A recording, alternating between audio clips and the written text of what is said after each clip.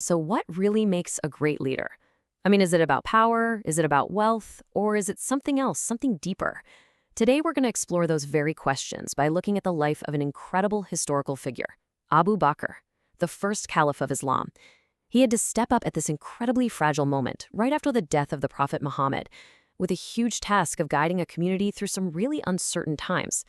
You know, when we think of leaders, we often picture these grand figures wielding all this authority. But what if real leadership, true leadership, actually happens in those quiet moments of service, of humility? What if it's defined less by the power you have and way more by the responsibility you feel? That's the idea we're really going to dig into today, using Abu Bakr's life as our map. Okay, so how did he pull it off? We're going to explore 5 key areas of his leadership. We'll look at how his personal character directly shaped his public policy and, honestly, left a legacy that has lasted for centuries. All right, first things first, let's start with the man himself. Because you see, for Abu Bakr, leadership wasn't just some role you put on like a coat. No, it was a direct reflection of who you were deep down. I want you to just imagine for a second. You become the leader of this new, fast-growing state. You'd probably expect a palace, right? A major lifestyle upgrade? Well, not for Abu Bakr. He kept on living in his simple home, and for a while, he even continued going to the market to sell cloth just to support his family. This wasn't some show of humility, it was just him. So eventually, his advisors came to him and basically said, look, you need to focus on governing full-time. He agreed, but when it came to a salary, he only took the absolute bare minimum needed for his family to get by. And why? Because to him, that public treasury was a sacred trust. His job was a service, not a way to get rich, and he believed he should be the smallest possible burden on the people he was there to serve. And look, this whole idea of financial responsibility, it wasn't just some personal quirk. It became actual state policy. This core belief that he was a trustee for the people, it shaped his entire approach to managing the state's money. So to really get a handle on his financial system, you have to know about something called the Beit al-Mal, or the House of Wealth. Now, don't think of it like a king's private piggy bank. Think of it more like a community chest, something that belonged to everyone and was just managed on their behalf. And you gotta understand, this wasn't just some nice symbolic idea. It meant every single coin in that treasury was for the community's needs, whether it was supporting the poor or funding public projects. For Abu Bakr, there was just no gray area here.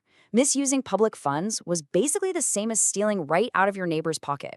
And this powerful sense of being a trustee for the people, it went way beyond just money. It actually shaped his entire philosophy of how to make decisions. He didn't rule from on high. He led from within the community, and he really valued its collective wisdom. He governed through this incredible principle called shura, which basically means consultation. The core idea is actually pretty simple, but it's profound. It's that a decision made by many is almost always going to be wiser and more just than a decision made by just one person alone. It's a total commitment to collective intelligence. And for him, this wasn't just some abstract theory. Before any major decision, what would he do? He'd gather his most experienced advisors, he'd listen to every single point of view, and he'd work to build a consensus. It was a government that valued dialogue over decrees, making sure that the community actually had a hand in charting its own future. In fact, this exact process of consultation, of talking things through, led to one of the most critical projects in all of Islamic history. And it was a project born out of a crisis, with the very future of the faith hanging in the balance. So here was the crisis. The Qur'an, Islam's holy book, was mostly preserved in the memories of the Prophet's companions.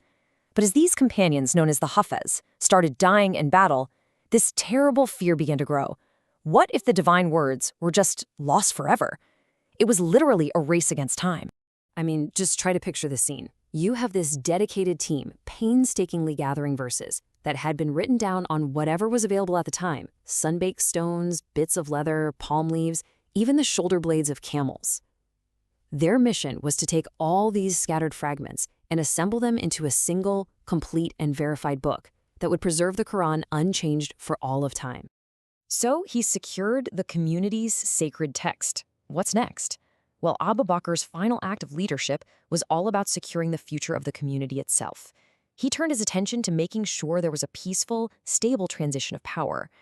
As he lay on his deathbed, he knew that a power vacuum could just tear this fragile community apart. So, with whatever strength he had left, he started one final consultation. And you could argue it was the most important one of his life, choosing who should come next. After talking it over carefully with his advisors, he nominated Umar ibn Al-Khattab, a man known for his strong character and unwavering sense of justice. And in this quote, you can just feel the weight of that responsibility on him. This wasn't about appointing a friend or an ally. It was about choosing the one person he truly believed was best equipped to serve the people and uphold justice. So, what's the big takeaway here? What does the story of Abu Bakr really teach us about leadership? Well, his legacy seems to suggest that true leadership isn't about the power you hold in your hands, but about the responsibility you carry in your heart and the trust you build with people. It's a powerful reminder that in any era, a leader's character is their most lasting monument. And it really leaves us with a question to think about. What kind of legacy are we building? Not just in the things we do, but in who we are.